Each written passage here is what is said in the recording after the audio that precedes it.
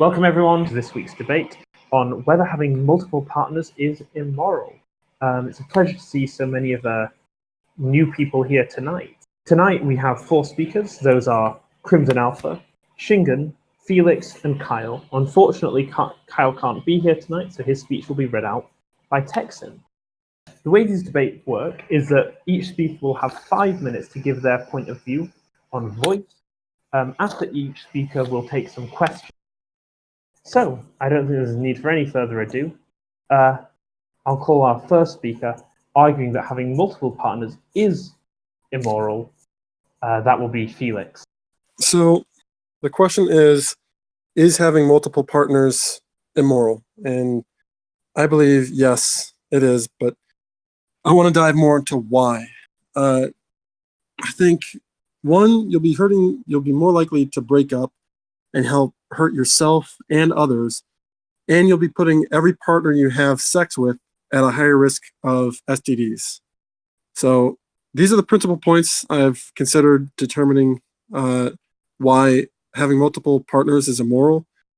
And people will say that having multiple partners will help you find out, what you like, what you don't like in people, and you may wonder less of, what if I went out with that person? But I say, though this may be true, it has a worse opposite effect. You may find someone who is better for you in most ways, but you'll notice their weaknesses where other partners were better. If you don't force yourself to learn to accept people for who they are with the first person, what's the likelihood that you'll learn to accept the next person? This makes it more difficult to accept the faults of others. We often go back and do the same things we enjoyed. It's kind of like people have a habit for doing the same thing over and over, and it seems the more you break up with people, the more likely you're going to do it. So it'll actually make it harder to find someone you actually, I don't want to use the word love, but I mean, whatever you want. In BBC News Health, there was an article titled "Why Good Memories Are Less Likely to Fade." They explained that through an intense study that they found people just tend to remember the good things and not the bad. This is the sole reason why people who break up have a hard time moving on. You hear songs about it, you see it on social media, you hear it in conversations with your friends. At first, they'll talk about how bad they are, and later, once they're in a relationship, a new one, they're still thinking about their old ex. People can be judgmental from time to time, and you may find yourself comparing your ex and your current partner. This leads to couples breaking up and feeling used. Then, going into the second point, of course, there are more obvious reasons why being with multiple people is immoral. And I'm not talking about religion, I'm talking about STDs. It's a fact that the more people you're sexually active with, the more you put yourself at risk for STDs. You can be smart about it and wear condoms, make sure you're both clean, get a doctor's note, show you're both free of any kind of, diseases, or there are even different forms of sex that are safer than others. But ultimately, nothing is 100% safe, and you'll always be putting yourself at a higher risk. Even when you're with multiple partners, that risk will still rise. And if you do get an STD and decide to reproduce, you have a higher chance of passing that onto your child.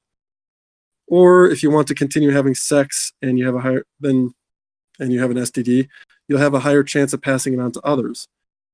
You'll be putting yourself and others at risk the more partners you have.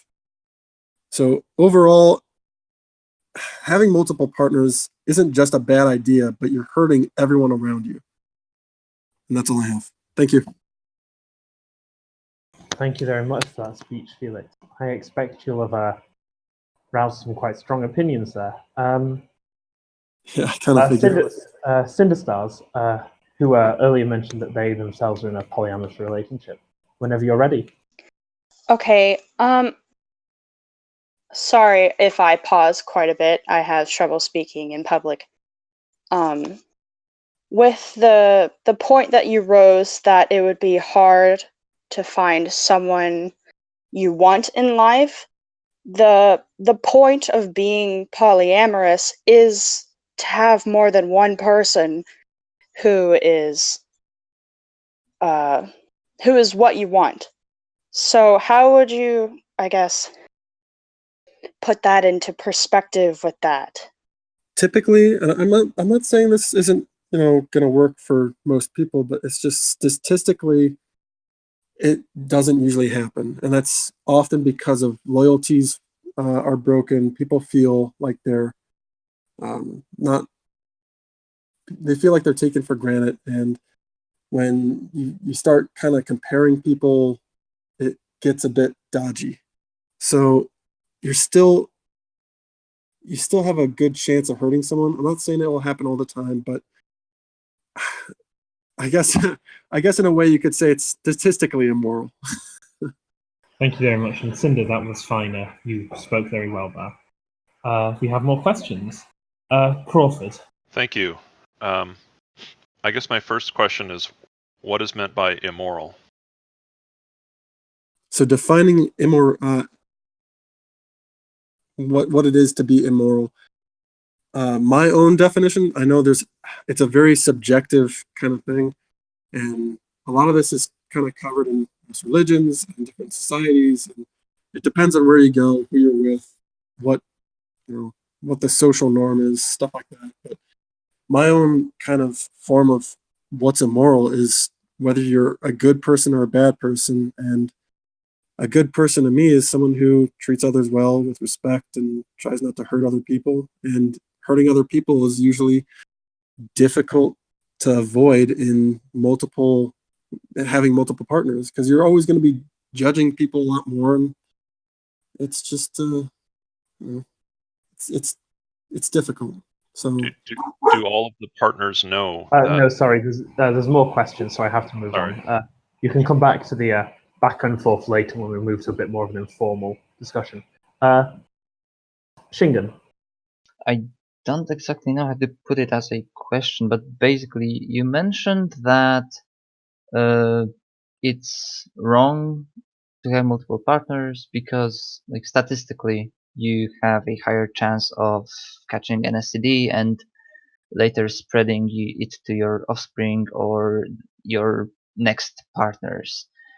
And while technically that's true that you have that statistical chance, why is it immoral to take a personal risk if, for example, you decided that if by any chance you will catch something, then you will tell everyone to be safe with you, and you decide to not have offspring that you can pass it on, etc. Why is it immoral in that sense to just have a risk of something that you can catch yourself and not necessarily you will not necessarily automatically damage other people with that? All right, thank you for the question. Kind of like what I said before, my definition of what's immoral is do whatever you want as long as you're not hurting other people, and passing on a disease that will absolutely affect their lives negatively, to me, is immoral. I mean, I wouldn't want to hurt someone else by giving them a disease, so I think it'd be better to do the moral thing and have just one partner. Thank you very much. Are there any more questions for Felix? Okay, wonderful. Crawford, and then St. Hugo. Thank you. As a follow-up, in your scenario, are all the partners communicating to each other that they are seeing multiple partners? Yeah, I mean, even if you're condoning, the risk, it's still immoral, because you're still, just because you're saying it's okay to give myself a disease doesn't make it right. It's kind of like how a lot of countries abolished there's a law against like committing suicide, because it's like you may want that now, but ultimately, I mean, in the future, you're probably going to have a point where like, man, I'm glad I didn't kill myself. Same kind of concept where, in the moment, you're like, you know what? Fuck it. Whatever it is, I'll go for it because I want this. And then, 30 years down the road, you're like, man, that was a mistake. Either way, like, even if you condone, you don't understand like what you might want in the future. A lot of the time, especially when you're, in the mood, it's difficult to make clear decisions and still putting yourself at that risk and possibly ruining someone's life. That is pretty immoral. Thank you. Right. This will be the last call for questions. So once St. Hugo has finished answering this question, I won't consider any more reactions. So react now or forever hold your peace. Hugo. My question is more specifically geared towards STDs and immorality. Why, if having sex with someone who carries an STD and then you not disclosing that to your partner is immoral, which let's face it, is, what does that have to do with polyamory, and why?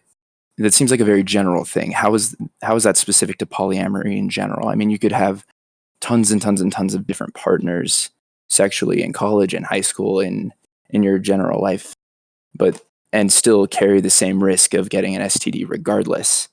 In a polyamorous relationship, I feel like you're more close with these people and you're more likely to disclose that. I mean, it's more intimate than just like a regular hookup, where you're less likely to disclose that information. Sure, in a relationship like that, you would have a better chance of not getting an STD. But like I said before, then you have these kind of broken loyalties and people feel like they're treated better than others. And it's just, there's a lot of tricky situations in a polyamorous, I can't say it, relationship. And often someone's likely to get hurt, especially more likely than, a monogamous relationship. Thank you, Felix. And finally, we'll begin where we started. We'll end where we started. Cinder. About the whole, I know this has been asked a few times, but about the whole STD thing, if you're in a polyamorous relationship, usually, you usually don't, I can't speak for other polyamorous relationships, but the ones I've experienced, you usually don't go out and have sex with other people just for fun. It's like having multiple monogamous relationships. So if